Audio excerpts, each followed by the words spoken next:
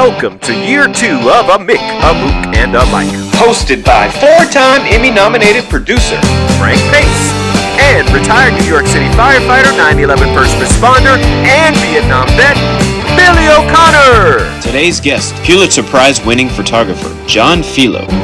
My brother Frankie, how are you today, pal? Hot. You're hot. Yeah.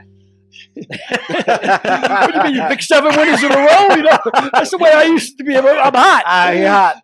And my bookies say, don't worry, I'll cool you off. What do you like today? Yeah. Well, I do like our guest, John Filo, today. Wow. 52 years ago today, he won a Pulitzer Prize for the famous photo of Mary Ann Vecchio screaming while kneeling over 20-year-old Jeffrey Miller. So at Kent State. Kent State Massacre.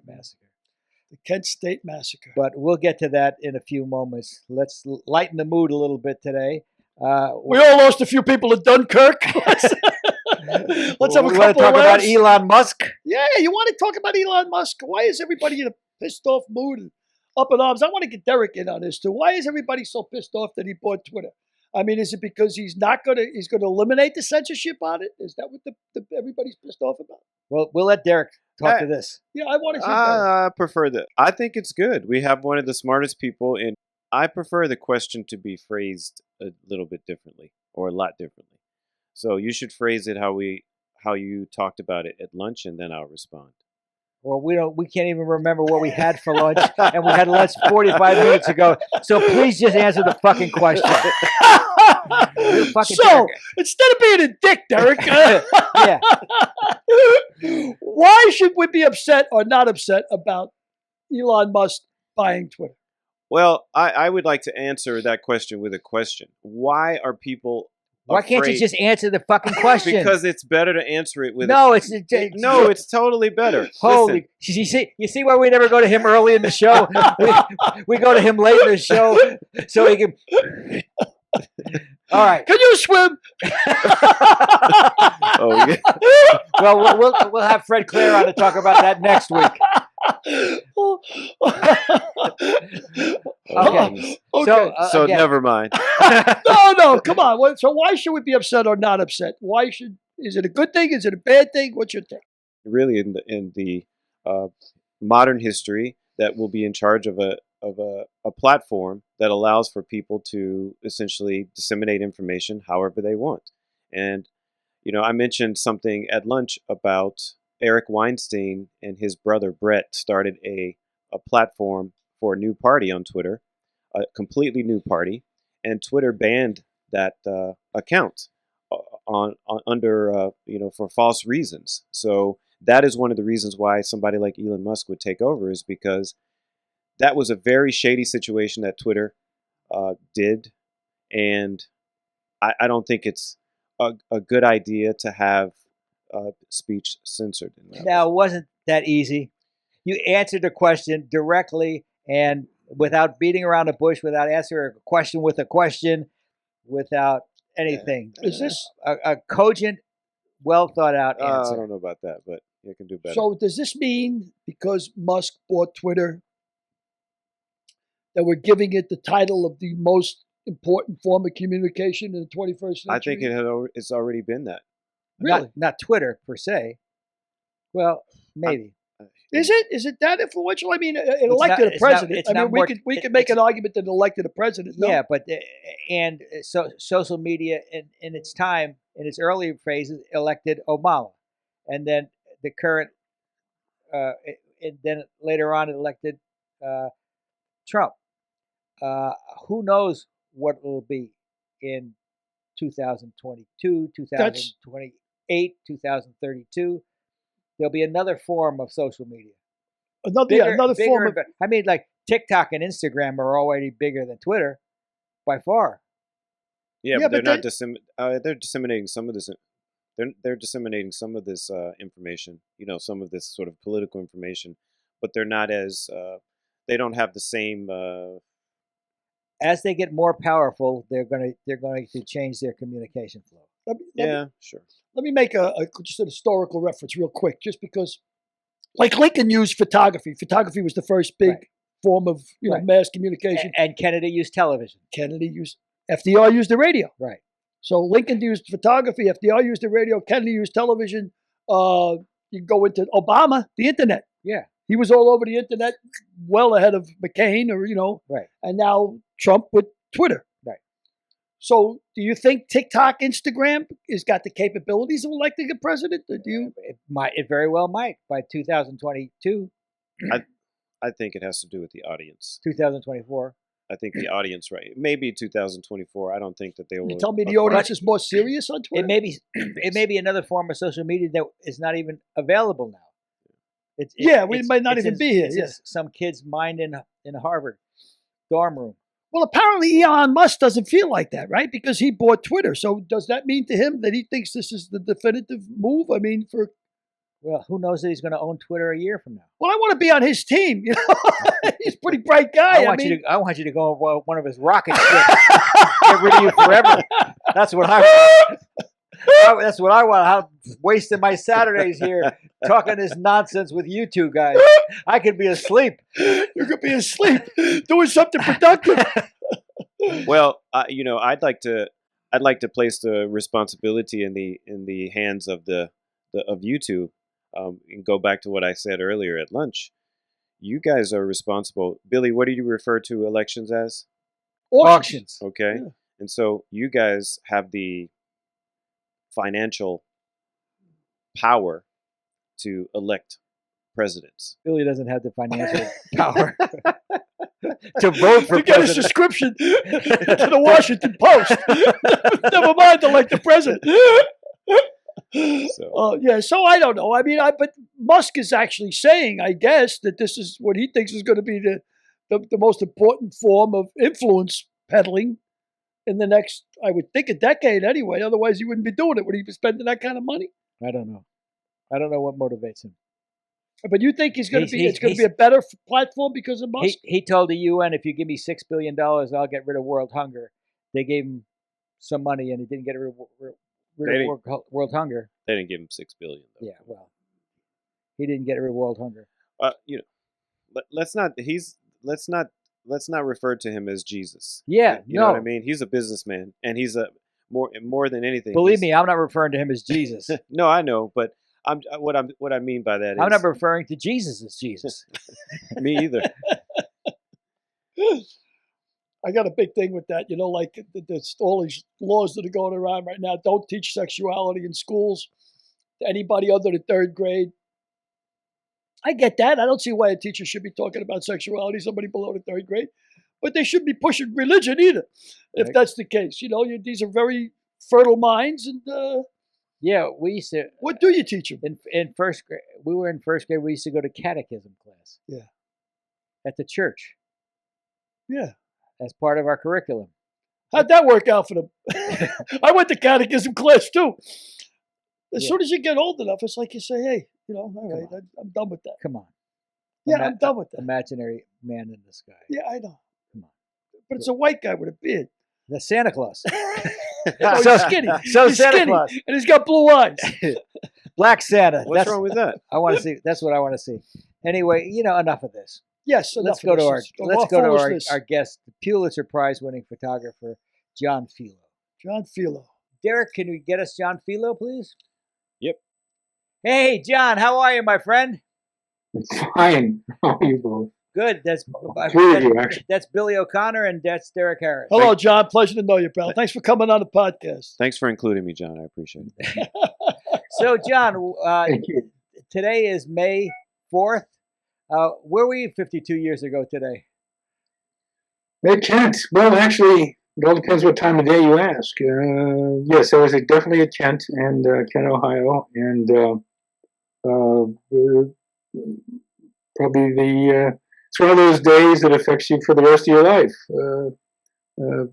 That's where it could start, actually, there. It was probably, I guess, the definitive day in your life. Would you not say that's true? I mean, did you know you were going to go on to be a journalist for the rest of your life until that day? Well, I was studying to be a journalist. I've been working since high school at a local newspaper as the summer replacement photographer. And I come from Western PA, steel town, working class family, and the family says, if you don't want to be a doctor or a lawyer, we really won't won't pay for much of your education. And so what had happened is I went into pre-med. I loved the life sciences. I was horrible at math and organic chemistry. And I had this portfolio of photos ever since I was 18. And I walked over to the School of Fine and Professional Arts and walked into the journalism department.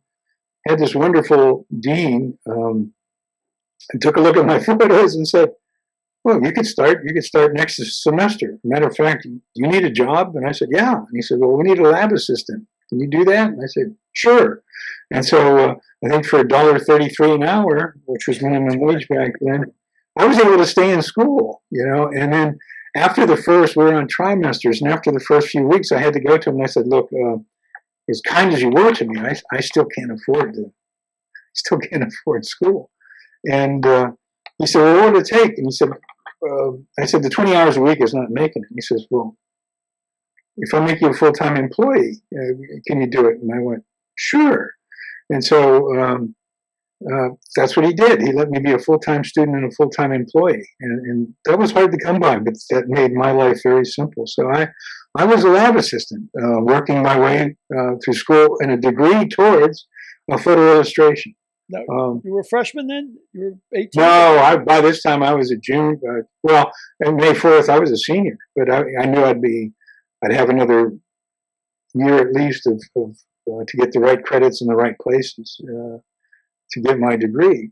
And so I was a senior. I should have graduated that year, but I was nowhere close to graduation because of the college change. And so the basic thing was that I used to work every once in a while, cover a demonstration for the Akron Beacon Journal, and sending your film with a student reporter. And but then I needed those images part of classwork.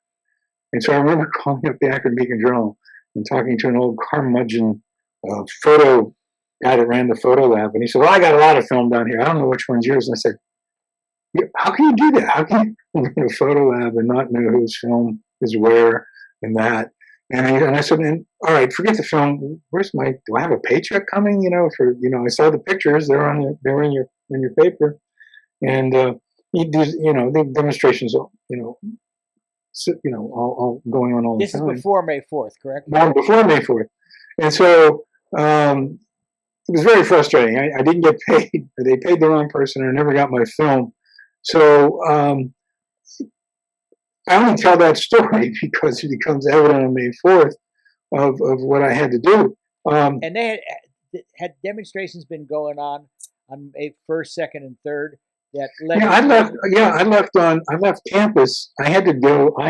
Part of my senior portfolio. Well, I was in advanced photography, and one of my projects was large format macro photography of jewelry. And I envisioned this stuff. The only thing that had color at that time of year was moss and teaberry in the mountains of Pennsylvania that I was familiar with. So I had this huge format camera, and lenses that you would tape onto the front to get this macro. And you had to figure out all the bellows factors and everything else, and macro work. And I drove. I watched them bury the Constitution on Friday, May 1st. And I said, well, it's another demonstration, another symbolic demonstration about the Cambodian invasion.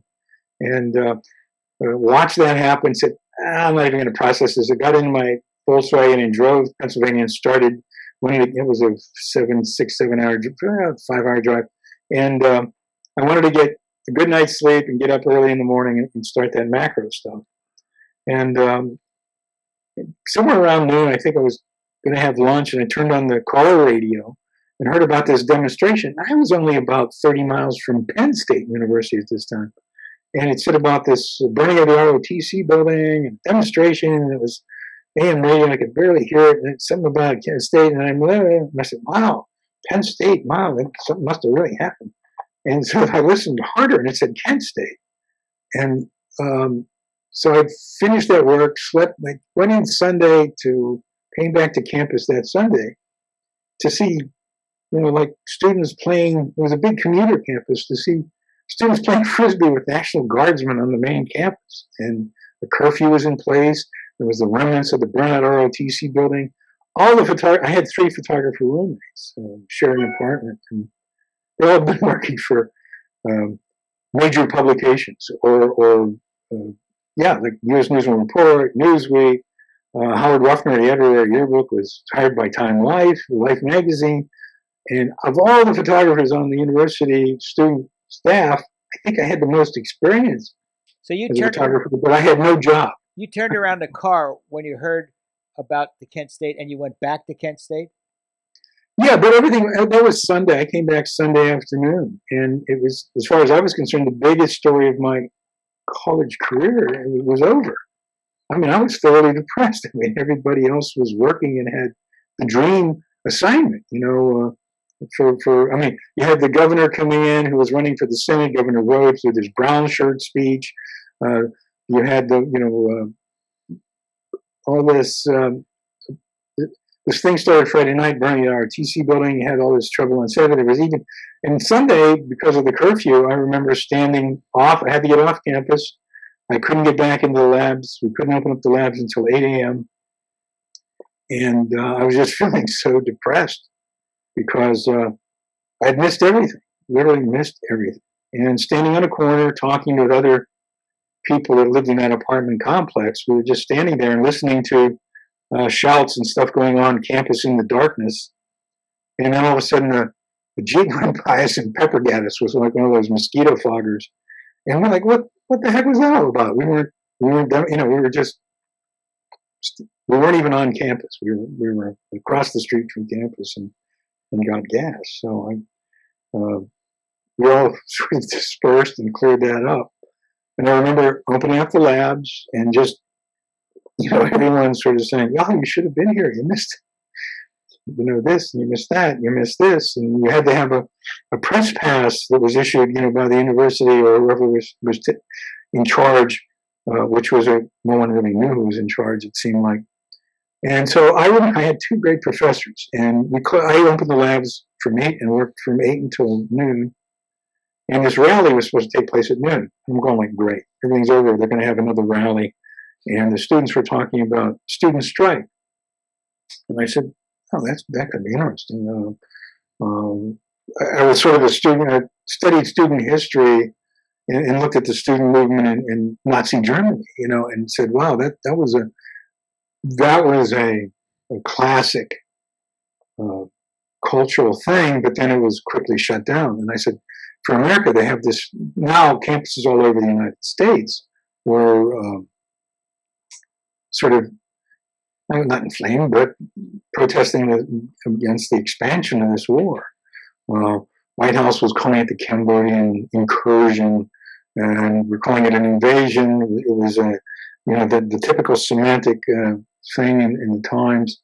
And the 2 professors that I had, one was Henry Beck, who was an ex-World War II aerial reconnaissance guy and taught us all the weird stuff of photography. And I had Charlie Brill, who was a working photojournalist.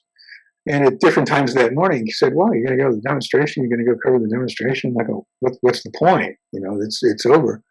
And they both brought up to me in a different way that the story has now changed. It's not about Kent State and the burning of the ROTC building, but student protest in America. And I said, oh, this is, okay. You piqued my interest. I needed to get out of these doldrums. So I said, all right, we close the labs from 12 to 1. I'll go out there and look at this demonstration for 20 minutes and maybe grab some lunch and come back, change the chemistry in the print rooms and see if I can find something that says student protests in America. So that was my self-assignment, my goal to do that afternoon.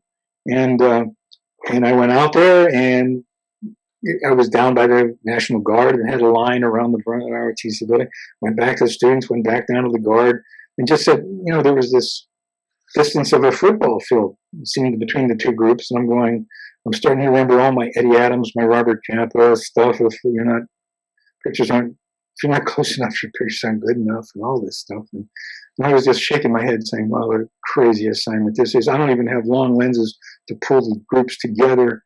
And I ran into Howard, like I said, he was our editor of the yearbook, and we all liked Howard because he had every lens I think you could get because he was ex-Air Force and was able to buy all this stuff either in Hong Kong or Singapore, wherever the place was. If you came back from the Southeast Asia tour where you could get great deals on camera stuff. So he had everything. And I told him, oh my God, is this crazy wide angle? This is the dumbest thing.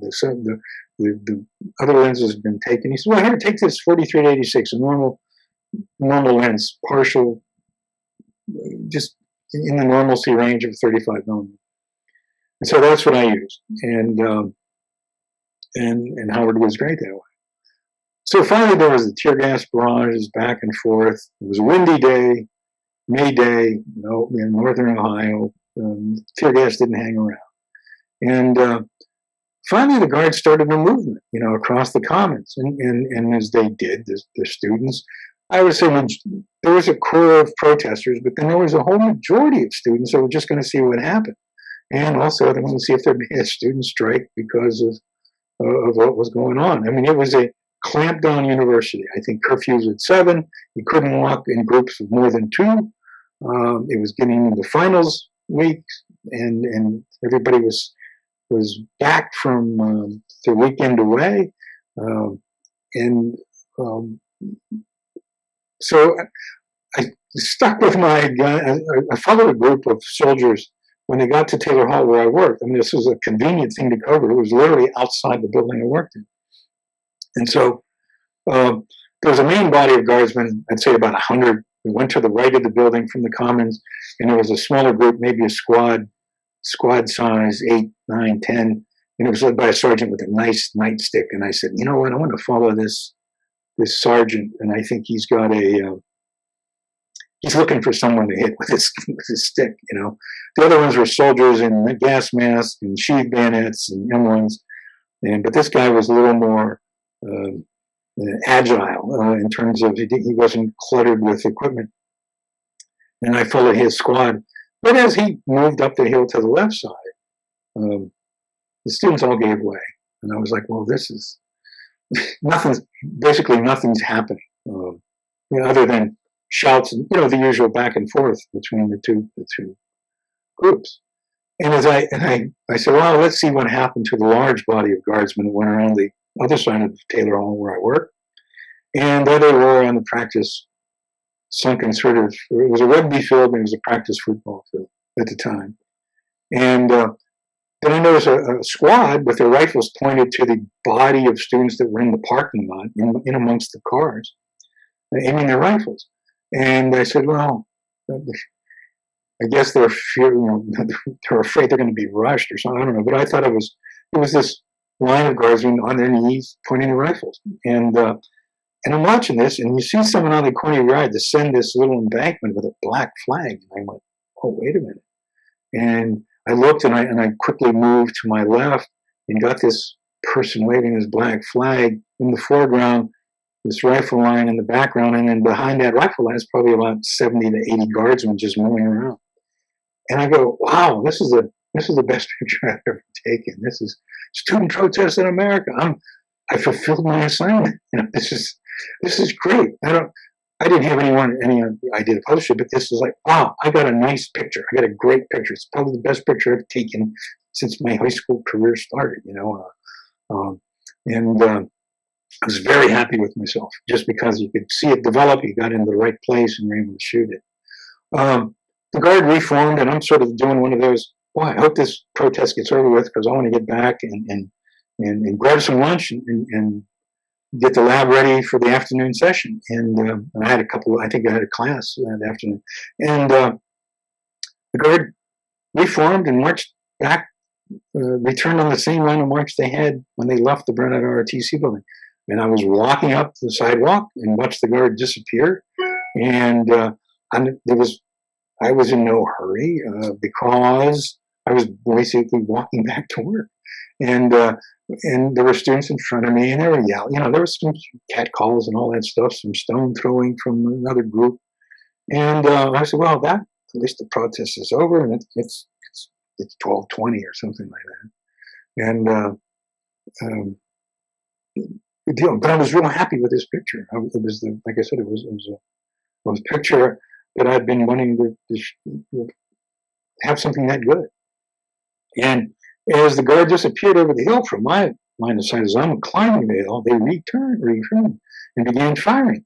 And not only began firing, but you hear a zing go by your ear. And I said, and I'm dodging people who are fleeing and screaming, and not necessarily screaming out loud, but oh my God, and I'm dodging them because I want to get a picture of the guard firing, and I got the camera, and so I never got that picture because as I was bringing the camera up, I see this gun go off. Everything happens in an instant. The gun goes off. The metal sculpture in front of me explodes into a cloud of rust. It's like 20 feet tall. And a chunk of bark comes off the tree, all in my line of sight. Boom, boom, boom. And I went, oh, God, that some guy's using live ammunition. And I said, oh, thank God I wasn't close, because the other guys, if they're firing blanks, the wadding could put your eye out, or something like that. And then I realized, oh my God, they were all using live ammunition. And I was the only idiot that it seemed like in the area that never hit the ground. I quickly shot a picture of looked like an officer stopping the shooting and then reforming that group. And I knew there were people wounded in front of me and into my right by that metal sculpture and by that tree. And I knew bullets went by my head. And I turned to my left to see what was happening. And as you do that slow pan, I saw people on the ground, and you see weird stuff that you remember, like people trying to hide behind a 4-inch curb or a 2-inch wide tree or a 3-inch wide stop sign shaft. It's just, you see weird things. And as the further I turn, there's this body, and this is seconds after the firing stopped. There's this body on the asphalt, and the blood is literally just flowing. It's almost like a beheading, I would guess. The blood is thick and flowing. And I, for some reason, looked at that and just ran. I just ran down the hill and stopped myself when I got to the hill. When I got parallel to the body, I said, why are you running? The guard has stopped shooting. They're the reformed ranks, and they finally marched away. And so I started taking pictures, and I said, that I'm not a doctor, but that person's dead. I knew that people were wounded in front of me, and I had no idea what the people behind this body of Jeffrey Miller. But on that pavement, I said, well, let me shoot a few frames. And then you see this girl running up the street towards the body. It was the first person to that body, and she knelt down beside it.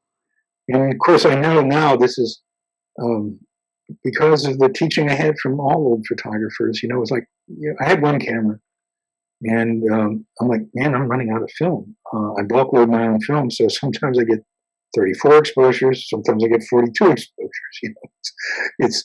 I joke, but it wasn't an exact end. You didn't know where the roll it was going to end, but I knew I was getting near the end of the roll. And I said, you got to change film. This is happening. And I kept walking in a semicircle to get more horizontal to this picture of this person kneeling down by this slain body. And I was like, shoot. And I shot a picture. Boom. And I said, okay, wait. And you could see an emotion building inside this woman. And I was like, shoot. And then was, don't shoot. You're going to run out of film. Shoot. And I was having this debate and moving closer and focusing and moving closer and focusing. And I shoot out with a scream and you shoot. And the debate is over. I don't have to debate it anymore. And you shoot it. I think I cranked the camera one more time and then another half time. And I was out of film. Quickly rewound that roll, scratched that roll, because that was my, that was that picture. The other roll I had scratched was my favorite student with the black flag, student protest in America. But now this whole story developed into something unexpected, the shooting. And with that, I stayed with that body because I knew that body was dead, and it seemed like forever before services came to clean that, pick up that body. I had no idea this was the closest person killed. This is at the bottom of the hill on the pavement. And I didn't know that there were people slain further back in that parking lot and even beyond the parking lot. Stayed with their body and just witnessed crazy stuff. People reacting. It's you dream about it every once in a while. You saw things. You saw someone pick up that black flag and dip into the blood of Jeffrey Miller and flare it around, spraying it on people. And then all I remember is walking over that hill trying to figure out why I didn't get killed or shot or wounded. And my initial reaction after that shooting immediately was, am I in shock? Have I been shot and I don't know it?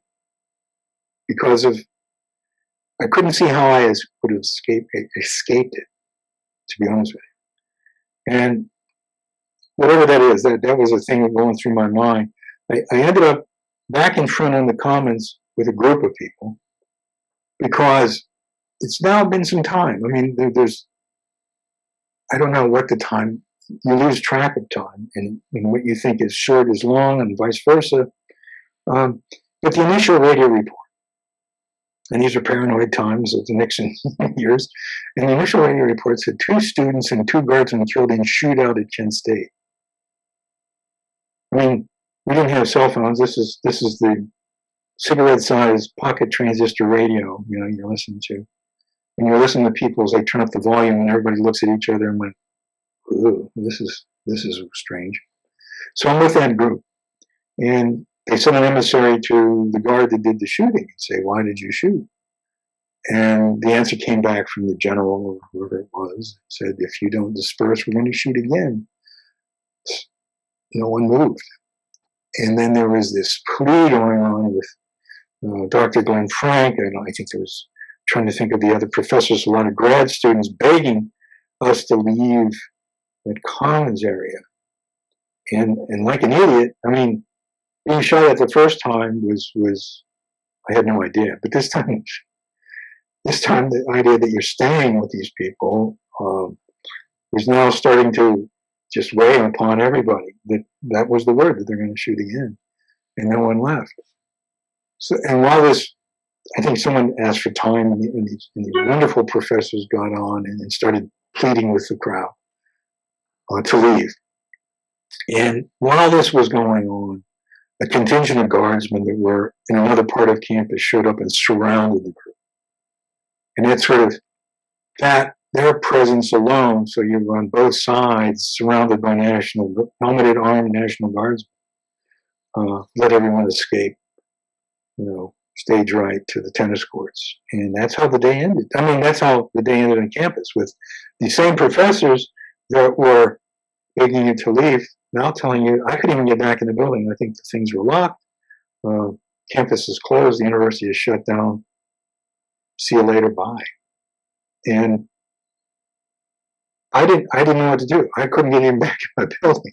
So I think I went to my car, and I had the film, and I had my camera, and my camera bag was an old gas mask bag from World War II.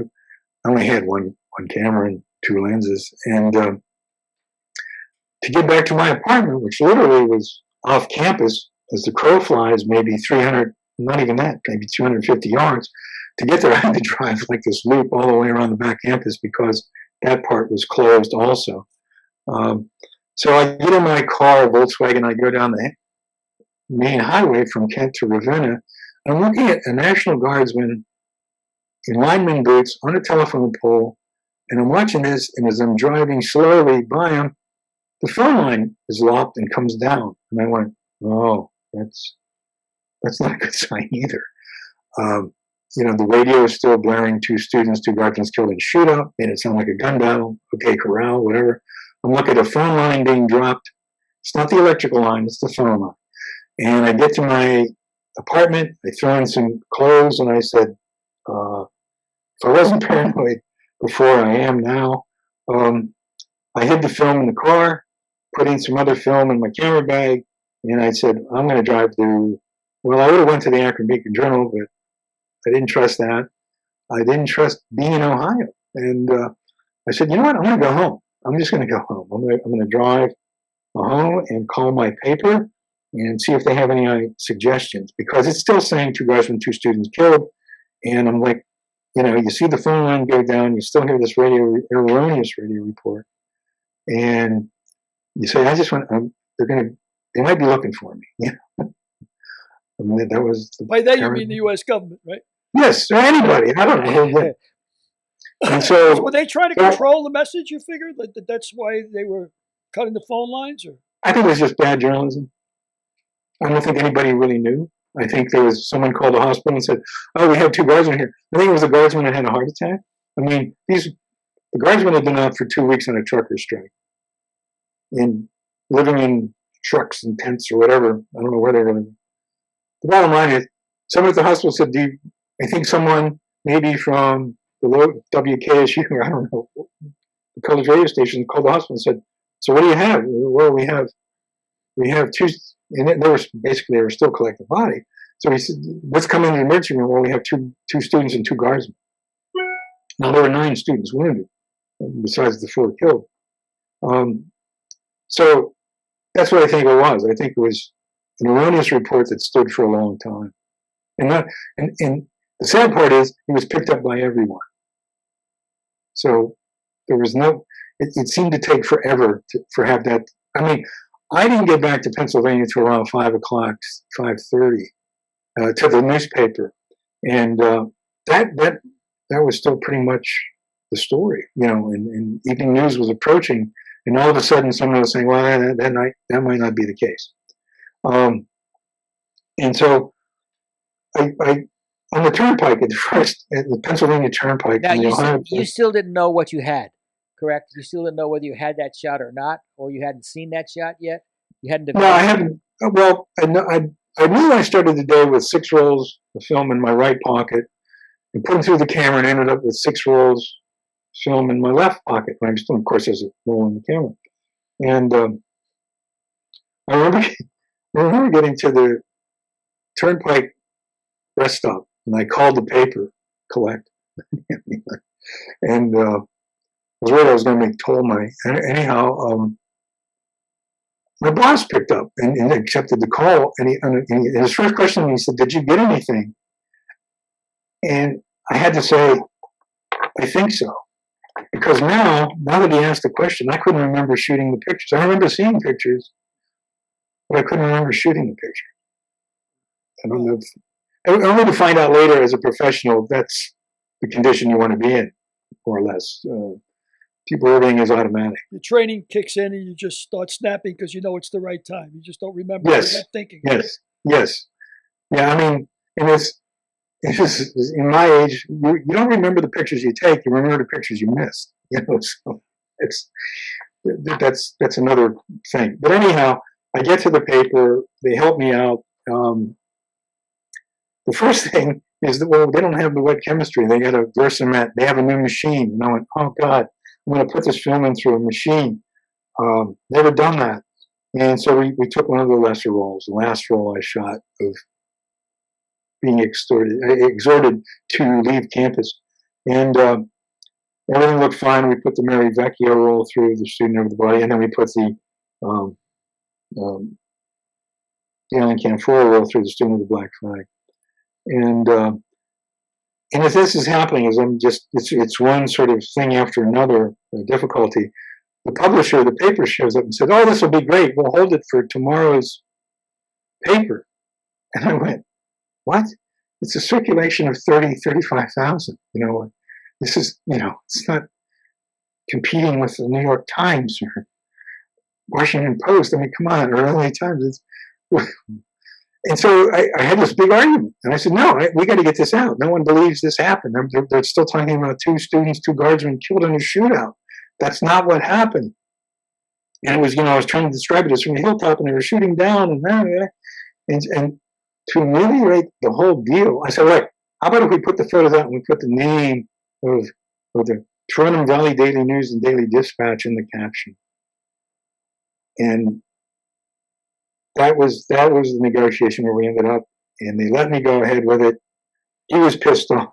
My boss was pissed off, but I still said these pictures had to get out, And so this is the first time I ever transmitted a photo, but this is analog days. I don't care what was going on in the world. Physically, you could, in a 24-hour cycle, you could maybe move 100, if you're really good, 130 pictures. Right? This is wire service time. Every picture took about 8 to 12 minutes. Captions, had to have captions on it. If it was a color project, it took 3 transmissions. The bottom line is, and everybody, I mean, if you scheduled for a wire service, the paper will say, well, enough about that plane crash. I need sports. I need features. I need these other photos, to fill up my paper, my newspaper. So this was all run with a very tight network, leasing, coast to coast, and you had regional wires and sectional things and everything else. And so trying to schedule a picture was damn near impossible because I kept calling in New York, or whoever was answering my schedule, saying, would you stop interrupting us with your TA? You had to use a call letter of where your paper was, and ours was TAR1. The 3-letter call letter meant you were a newspaper. If it was a 2-letter call letter, you were a network hub. Chicago would be CX, LA was LX, New York was NY, and anything else had 3 letters. It was TO was for Toronto, PHO was for Philly, something like that. And any Philadelphia paper, like a PHX or something. The bottom line is, every time you tried to schedule, and they only had a few minutes of talk, and then the next picture would come. And this guy sort of yelled at me, and he said, where are you? And what are you doing? And I said, look, I'm in Western Pennsylvania, and I have pictures from Kent State. And he says, how far are you from Kent State? And I said, about 140 miles. And he says, look, kid, he knows a kid. He says, look, just stop interrupting me. Why don't you call me on an LD line? Here's my number. Call me, and we'll discuss what we have. And I said, well, it's a good picture. I think it's a good picture. I think it's a really good picture. And he says, oh, yeah, that's what everybody says. And he says, we're taking 10 photos. And after those 10 photos from the Akron Beacon Journal, we're moving on to baseball. We're going to get into the East Coast games, or, and we're going to do this, and we're going to do that. And I went, okay, whatever. And he said, I'll tell you what, if you can stay there, I can probably get you on a network probably about 8:30, 9 o'clock. All right, I'll stay. And so what happened in our discussion, when I called up and tried to describe this picture to him, the Akron Beacon Journal, in their haste to transmit picture, there was an optical bench, and if your picture dried long or bubbled, or the caption came off, and if it just got the slightest bit out of focus, it just went gray. So that was happening to one of their photos. They were transmitting, and that was happening. So that being said, they said, well, wait a minute, while they re-read or whatever they had to do, put a new caption on that photo, we'll take this TAR1 from Trenton, PA, from a person who says it's about Kent State. And so it was a mirrorhead machine, I think, invented in the 30s. You had to phase the electric motor, get it up to speed, throw the clutch, it went down a micro groove barrel, and then you had to throw a switch to gut it off and put it on a network. It took it off a phone line and put it on the network. Like a Frankenstein switch almost. And so I did that. I thought I did it right. And I ran out to our newsroom because I could watch the picture build. And it did. One line at a time. Zink, zink, zink. And then when it got into the caption, it was black white. So it was like a picket fence, stick on a picket fence. And you knew you were in the caption. And I went, oh God, thank God we transmitted, we got to the caption. And I turned up the volume on the receiver and looked at the picture, and I said, wow, I got it to the receiver. And it came out over the receiver. And then I turned up the volume, and I was listening for the network, what they wanted to do next, and you just heard that white noise, that shh, oh God, did I throw the wrong switch? Did I send it to you could have sent it to the fax machine in the newsroom. And I said, oh God, I hope I didn't screw up. And as I was thinking about that I screw up, the voice came and said, wow, that's a good picture. Can you do that again? Because we only sent it regionally. We'd like to send it East Coast and then West Coast. And I didn't. They knew what they were doing. I didn't. I just knew how to send a picture again. So we sent that picture. We sent the Alan Canfora picture and several others throughout that evening. And even the UPI guy showed up, Jim Devers from Pittsburgh, and I gave him a photo. It was one of the things I showed you guys with the girl. You can see Mary Vecchio running up the street, and this girl's putting her hands to her head and is looking at the body of her mother. And so that's sort of how that day, I don't think I ever went to sleep. I ended up writing a first person thing. And I can't remember if it rolled into the next day or not, but the next thing, my memory at this age is that I'm at home sleeping, and my mother wakes me. It's about 10:30 in the morning, and I know I've been up all night, and I'm in part of the next day and napping in the dark rooms. And I said, "Mom, what's going on?" She goes, "Well, there are two gentlemen downstairs who want to talk to you." And I said, "Oh, I mean, I'm just waking up. I haven't had a shower, you know." And she goes, "Oh, it's okay. I gave them cake and coffee, and you got a little bit of time." And I said, "Well, who are they?" And she goes, "Well, they said they were with the FBI." So I go down and and it's two guys with the FBI, and they got their thing, and I asked for ID, and they had it, and they took my statement, and I'll bet they were there for 4 hours, and they wrote every word, and to this day I still have that tone. I'm glad they did that, because that was the best thing they could have done, because my memory was fresh, the sequence was fresh, everything, and did it. And so it had to be like maybe a Wednesday, because they said, "You have any plans to leave this country?" And I go, "Well, I'm going to the airport on Friday." I had somewhere had been booked on a talk show in Chicago who promised me that if I got on a plane at 11 o'clock in Pittsburgh, I would be on this talk show in the afternoon, and I would be home for a late evening dinner in Pittsburgh. And I said, "Great."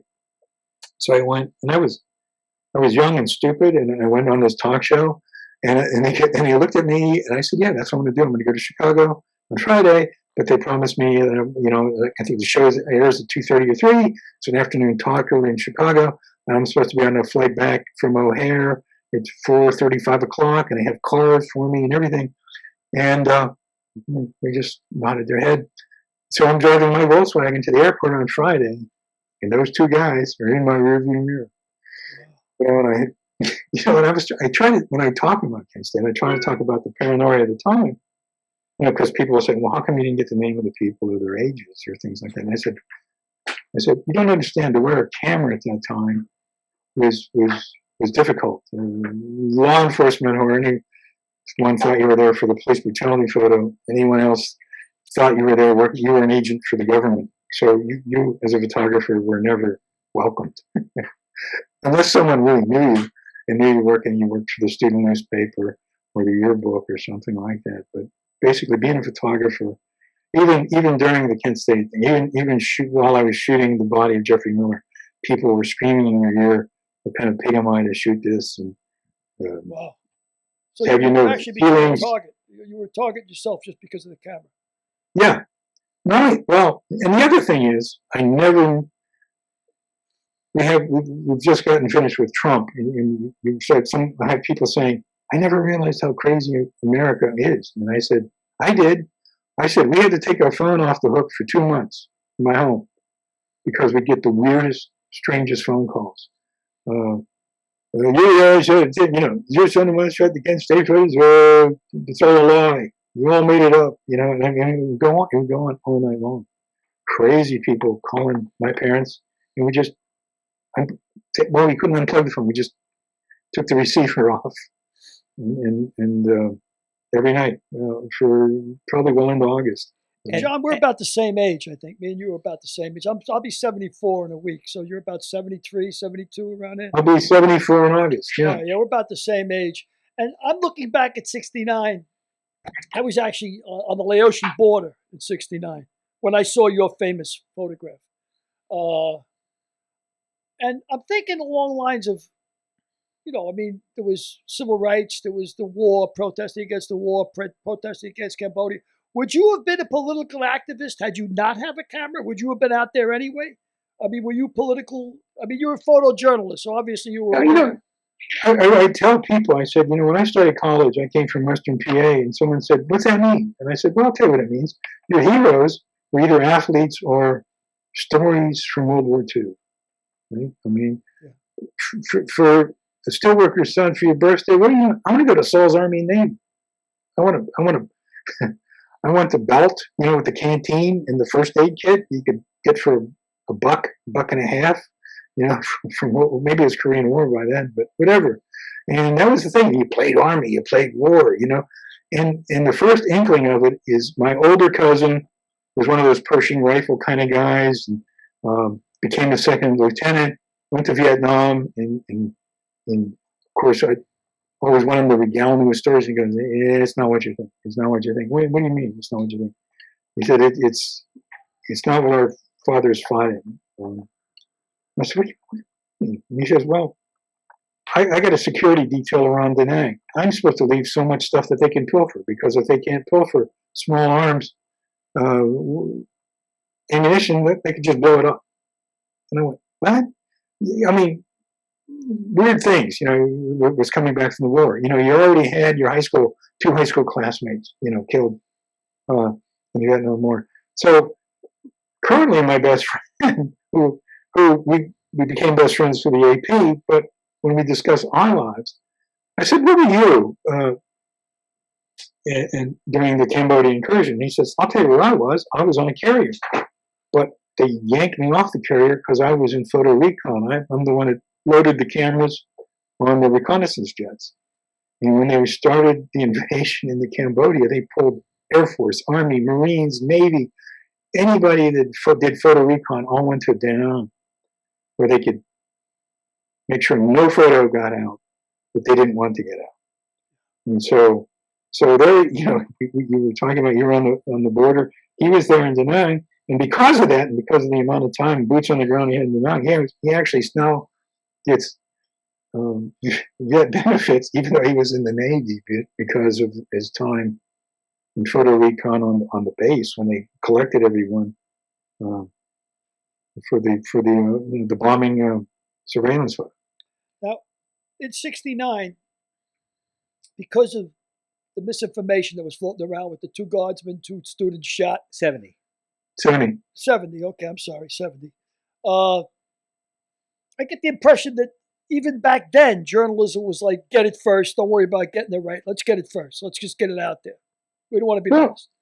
Well, I think maybe that was it, but I always liked the AP because it was always about accuracy. They didn't even like you using adjectives. That's not your job. Your job is to tell the truth as you see it. And I sort of liked that. And my mentor, I have to admit, that small paper, as small as it was, it had a great correspondent from there. Eddie Adams he has the photo of the street execution in Saigon. General Luan shooting the handcuffed terrorist in the head. Yeah. And amazing photo. I mean, I knew his family. I knew him. You come back to that paper. He knew a lot of the editors, and I'd get him to review my photos. This is long before Kent State. This is like 67, 68, 69, and so it sort of had that connection. But getting back to those stories, the longer I stayed in school, the more I could see that the war was, you start looking at the facts and the different languages and how many different tribes there were in Vietnam and all this stuff. You go, oh my God, this is an impossible task to win. Well, anyhow, yeah, my view did change, but I was still studying to be a journalist and trying to give fair shake to every side.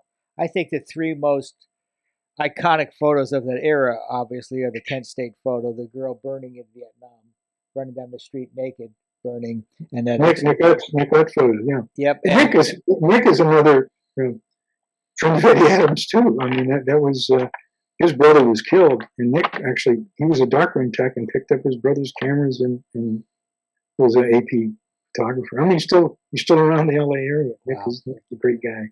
What was it like for you to win the Pulitzer Prize for the Kent State photo? It was always strange for me, Frank, because it wasn't like I was a journalist said, "Oh, the place to be is at Kent State." I mean, this literally happened in my lap. I mean, and I was a student. I mean, it's look, there's not an arm's length difference between Jeffrey Miller and myself in distance of where the firing came from, and two different results. As a matter of fact, I was still in school when the Pulitzer announced that almost to the day, a year later, I was at a machine watching it come up over the AP teletype, and I'm looking at a machine telling me I won the Pulitzer, and it was 100 yards from where I shot the picture. Wow. I mean, that's strange. I mean, that's what I'm saying. The whole thing is strange, and yeah, I didn't apply. You know, the paper and AP applied for the Pulitzer. I never did. I always it's a double-edged sword. I don't know. Just because of that, somehow those bullets missed me. Got them, got that guy, got the tree and the metal sculpture, but it didn't get me. So I've never. That took a long time. Yeah. The process, but the paper applied for the Pulitzer, not you. Yeah. The paper was hip to all those things. They were probably wanting to get the publicity and the praise. Oh yeah, no, that was on their banner. Yeah. Pulitzer Prize winning paper, you know, it was So 45,000 or whatever. Mary Ann Vecchio, the young girl that was standing over the body, she was 14 years old at that time and had made her way up to Ohio from Florida. Is that correct? Correct. Wow. And then you didn't meet her 25 years later. 25 years later. What was that like? And what did you talk about? Well, how did it affect her in life? 25 years, you have to deal with the fact of do you have PTSD or not? You never saw her shrink. You know, it was like school's over, come back in the fall, see you later, bye. So it was like the World War II that you just dealt with it. You know, figure it out. And so I kept hearing reports that this woman kept getting arrested. They took her back to Boca Raton. They picked her up in Indianapolis. She kept seeing quotes that this photo ruined her life. You know, it was stuff you don't get taught. Yeah. The weight of a famous photo. Oh, you would like to take a famous photo, but the whole backstory. You know, there's the whole thing. It makes it harder to be a photographer. Snapping the photo once you realize the power of a photo like that. Now, certainly it's greatly diminished in today's day and age, I think, because there are no things to carry. But we met 25 years. And so in 25 years, I got myself into a place like, okay, you survived, deal with that. You took the photo, don't be ashamed of it. And I told myself it was my brother. If that was my brother there, I would have shot the picture. If that was my brother on the ground, I would have shot the picture. I don't have a sister, but if that was my sister, I would have shot the picture. That's what I signed up when I decided to be a photographer, photojournalist, right? You know, we changed the name, photographer, photojournalist. Photojournalism came into being in about the 60s, you know, because it became the teachable thing. So in 25 years, I figure I finally got it all in a ball I can handle. And then we go to Emerson University. Yeah. Dr. Gregory Payne, thank God, brings her in, and we have this cheerful reunion. And she doesn't really hate me, which was a great thing to hear. And she understood what a photographer had to do and everything else. And so I'm sitting there, and I'm not pleased with. I'm not necessarily pleased with myself, and I'm saying, "Oh, thank God, this didn't get into something ugly." And I'm listening to this woman talk. They get her to talk after all these years, and as I'm listening, and I'm like I say, I'm not smug, but I've contained it. You know, I know I know I've been asked just about every question or scenario and thought it out. She starts to speak 25 years after the picture. And suddenly she describes herself as this nurse Nancy who thought she could really help that person. I mean, and it dawns on me, had she not been that young, she would have never got that close to the body. I have pictures before her getting close to the body of other people sort of circling the body, but never getting close to it. They recognize that person's dead. You know, I'm not getting here. I mean, they stood in horror and looked at it and all that stuff, but she went right up to it. And I think it was because she thought she could help. You know, she thought she could, if I do the right thing, I might save this person's life. But and it was her youth. It was the fact that she was 14 and not 18 or you know, older as the rest of us in that scene. And it was also the fact that she was 14 that the picture had the impact it had, right? I mean, the fact that she was. If you've seen it, you know, you look at her and you can't say, "Well, that's a 14-year-old." I mean, she was as tall and as anyone else I was going to school with. You know. Yeah. Plus, I had no clue that she was that young. Yes. Plus, you would think that she was a Kent State student. Right, exactly. Rather than a 14-year-old. So. She had a T-shirt, said "slave" on it. You know, a little daisy on the jeans. Yeah. I don't know if it was pan or embroidered. You know. But that's the assumption that I made when I saw the photo, was that as a Kent State student, as a girl, leaning over the body. I honestly identified her as my boss told me, identify her as a co-ed. Yeah. Yep. Okay. You said something before as you were telling us a story about as a journalist, as a photojournalist, what you signed up for. She was on the, Jeffrey was on the ground, and you took the picture. That's what you're trained to do. And if you had been able to get mouth to mouth, your job still would have been to take that picture. The greater good. I mean, it's not about Jeffrey anymore, right? I mean, is that the way you feel now? Well, I think today I'd probably help the person if I knew I could help. Right. I mean, this like I said, I stayed with Jeffrey Miller because I knew he was dead. I have pictures. I probably didn't send you guys, but those people that were wounded up by the metal sculpture, people formed a protective circle around them. You know, people formed a protective corridor, so the ambulance could come or first aid people. But Jeffrey Miller was that laying there on the road like roadkill. Everyone knew that this needs to be cleaned up, not helped. Considering you were only 22 or 21 around that time, and I'm really curious, when I look back now, I look at kids at West Point, I see them as 18, 19-year-old children, 20-year-old kids, because I'm obviously 74.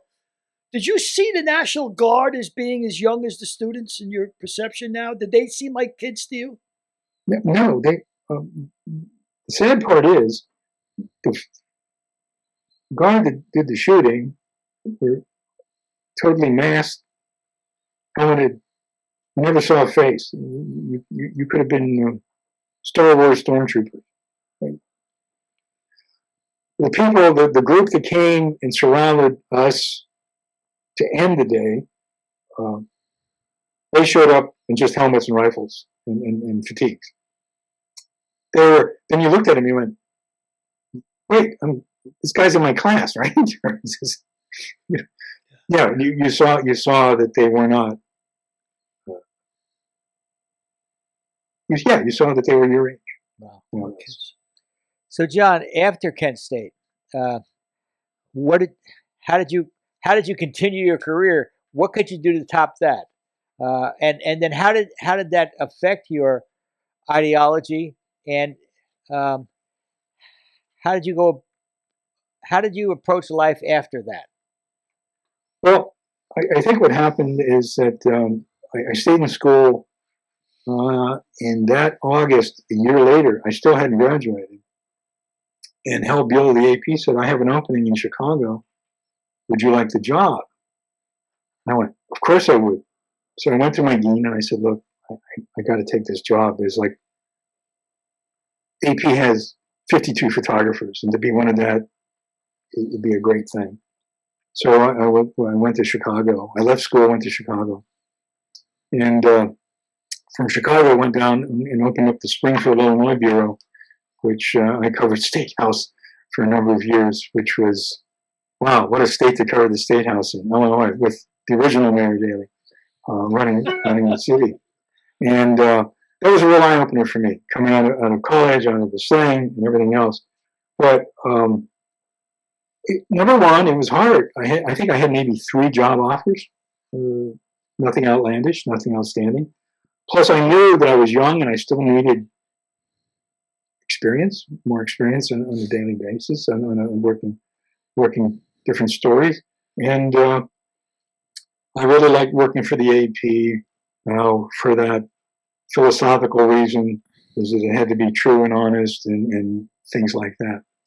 And my heroes were in the AP, Associated Press. And the Associated Press was a big deal, it seemed to me back then. And so I went to Chicago, I worked, and then I think my second month of work in Chicago, the dean that did so much for me, Mervyn Perry, called me up and said, "Hey, I meant to ask you, did you put in for graduation for fall?" And I said, "No, I didn't." And he says, "Why not?" I said, "Well, I need to discuss it with an advisor. He said, "Well, how many hours do you have?" And I said, "I think I have 127 hours at the university, 6 hours of incomplete. So I think I have like 121 hours." He goes, "You only need like 92 hours to graduate." Profession. And I said, "Really?" And he says, "Well, where are all those hours?" I said, "Well, life sciences. I was good in biology, zoology, parasitology. I was good. I was getting A's and B's in there, mostly A's, and D's in chemistry and math." And he goes, "Wait a minute." He said, "Let me call you back." So he called me back. He says, "You're going to graduate in the winter of '72. You're getting a degree in photo illustration with a strong background in medical photography." Wow. And that's that. And that's the name of that tune. Yes. So you went on to have a brilliant career with the Philadelphia Inquirer, the Baltimore Evening Sun, Newsweek magazine, and when I met you, you were the head of photography for CBS. I was near the head. I wasn't quite the head. You were near the head of.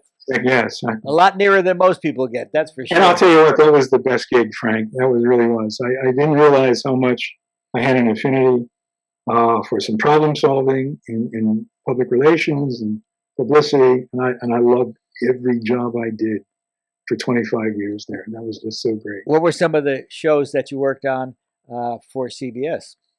Well, we did. Well, let me see. We had the first. The main kick for me was always Letterman, and then the Blue Bloods.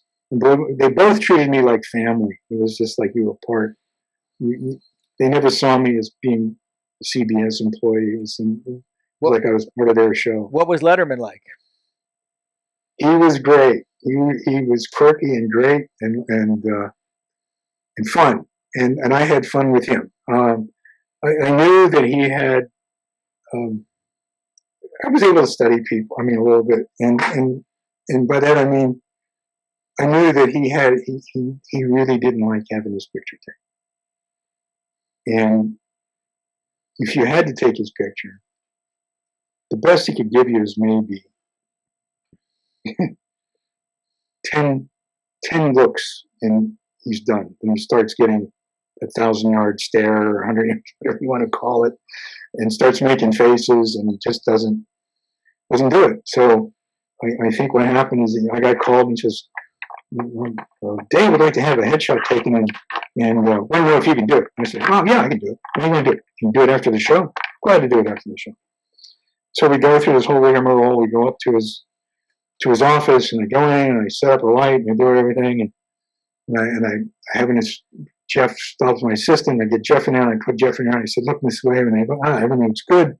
Let's do it." And so Dave came in, and I said, "Dave, just if you stand there, I'll take a picture. You just need a headshot, right? Passport?" Something like, "Yeah, just passport." He goes, "Yeah, okay." Stood there and shot one picture. Said, "That's great." He says, "You're done?" I said, "Yeah, I'm done." So he made me. So that's how it started. He made me take more pictures. He couldn't believe that I only wanted to take one picture. That reminds me of a story with Sinatra. Sinatra was famous for being a one taker, and I was doing some photos with Rickles and Sinatra, and they took one picture of Sinatra, and he said thank you, and he walked off. And they said, Frank, where you going? We got to take more pictures. He goes, how many are you going to use? One. You got it. See ya. You got it. That's correct. No, so Dave, I'll tell you what, I did a lot of stuff for Dave, did a lot of stuff for him personally, and no matter what I did, you always went like first class. You know, it was such a joy. And I'm not one of those. I knew he hated look this way, baby, and all that kind of stuff, which I never did. You know, it was always about just getting the picture. I know you hate this. Let's make it. These are my ideas, and look. I know you want to be done with it, but look at this photo. Thank God for digital photography, because then you could go up and say, look at this. You don't want to look like this. You got to give me something else, you know, and stuff like that. So I think that was part of it. The other part of it is, I think, you know, you have those moments every once in a while, like Kent State. And then I think the thing with Dave was, you know, new boss at CBS. And they totally forgot it was Dave's anniversary, birthday, contract. It was a big deal. Then all of a sudden, this thing blew up within 24 hours that possibly Dave may sign with ABC or go to another network. And I was covering the show. I didn't cover every day. I covered like twice a week, and depending on the guests and all that stuff. And so I went backstage and I saw Dave's assistant, and I just happened to, I said, wow, I said, I didn't realize that this seems a big deal. I hope I'm not causing too much trouble today. And she looked at me, she says, well, he's not going to go anywhere. He likes the fact that it's all being buzzed about, but he's not going to go anywhere. He's like everybody else, and he's comfortable where he is, and he's doing what he wants. He's not going to move unless it's something crazy. So I went back to my office, you know, which was only 2 blocks away. And the first person I run into is the head of publicity. He says, where are you? And I said, well, I was at the Late Show. He goes, did you see Dave? And I said, yeah. Did he say anything to you? I go, no. Well, did you hear anything? Is he going to go to ABC or anything? No, he's not going to go to ABC. He goes, wait a minute. What makes you say that? And I said, well, that's the vibe I got from his office. You know, we were up there discussing some photos, and I was grabbed. I was rushed into the big boss's office. Tell him exactly what you told me. So that's what I did. And so, long story short, the big boss thought I was a genius because I didn't take I didn't have anything to do with it. And when we met, you were a photographer on Murphy Brown in New York, and then shortly after that, you sort of retired. And I called you or dropped you a note or something when I saw you were shooting Blue Bloods, and you said they called me out of retirement. So they did. I've been on Blue Blood, and it's the same thing with that's another family. I don't know what, you know. I got along with everyone there, and even though there was some difficult people, I got along with them. And it was a question of what's your beef and how can I help. And I think one thing always to my benefit is I was always quick with people, and not only quick, rude. If I need a photo from them, I didn't hold them up for you don't waste that time. an hour and a half, you know. And if I say, hey, I need you for 5 minutes, and I'd release them after 3, I was always golden. Yeah, you were great on Murphy because we had Hillary Clinton on the show one day, and you know, we were told no photos with Mrs. Clinton, but she was delightful and she took photos with everybody, and John took a lot of those photos, and he was ready with the camera boy. Click, click, click, click, click. We got some great photos out of that memories as well. That's great. Get the moment. I get the moment. Get it. Don't waste time. We got to close. Her husband showed up at Blue Bloods, by the way. Oh yeah. He we didn't release the photos, but he was there to discuss the stop and frisk and how he thought the show did justice to that question. And Selleck's a good guy. He's like Letterman to me. I mean, I've never been treated badly by him. Great. Matter of fact, yes, I'm treated great by Tom Selleck. I just think it's and like anything, Frank, if the main man likes you, yep, the whole production likes you. That's it. Well, John, you've been a terrific guest. Billy, in closing, do you have any questions you want to? No, I'm just delighted you came on too, John. You were a terrific guest, and I want to thank you for that photo, because I think that photo had as much to do with ending the Vietnam War as certainly a lot more than the invasion of Cambodia did. So I want to thank you for that, because I was over there and I was delighted to get back with all my. Well, you know what? Thank you for being there. To be honest with you, I mean, I had a lot coming from Western PA. I had a lot of friends there. I grew up the same era you did, and I watched all the World War II movies from Back to Bataan to all of them, and I felt the same way you did, which is why I joined. I really thought we were supposed to be stopping communism. That was the deal. Yeah, exactly. That's why I went. But thank you for taking that photo, and thank you for the integrity of being a photojournalist and getting things out there. Yeah, that's a great word, John. Thank you for your integrity. Well, thank you. Thank you for having me. It was a pleasure.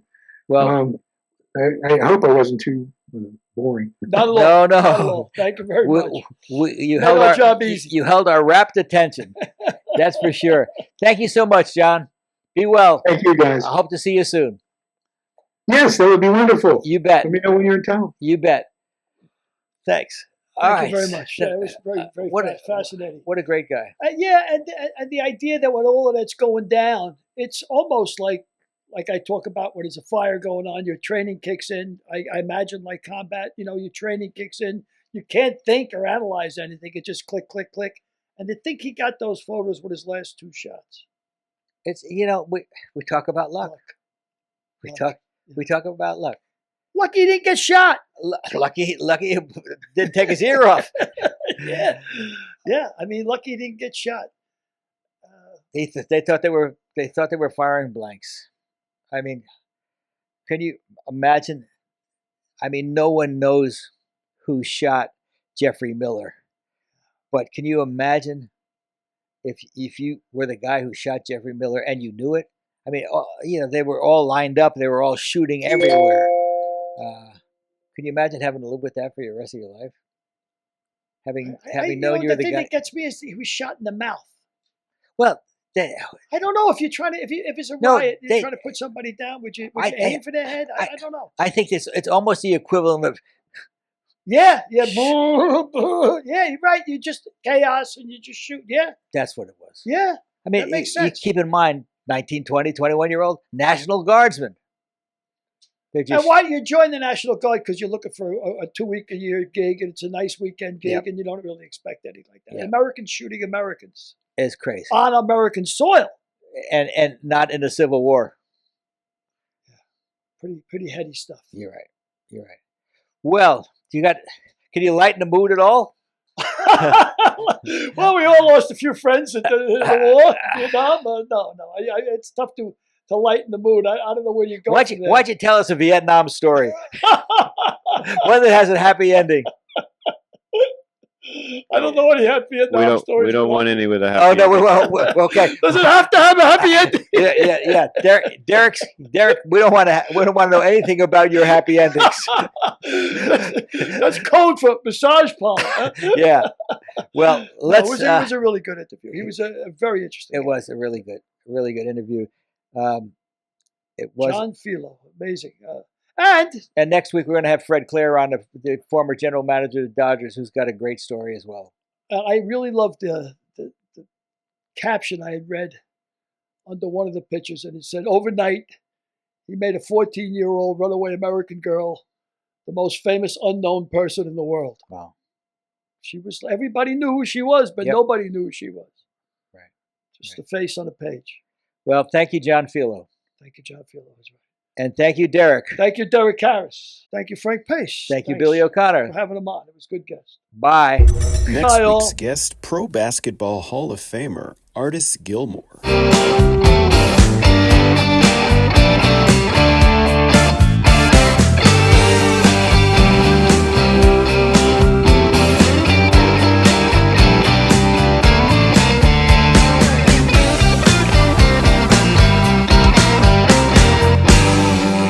We'll see you next week.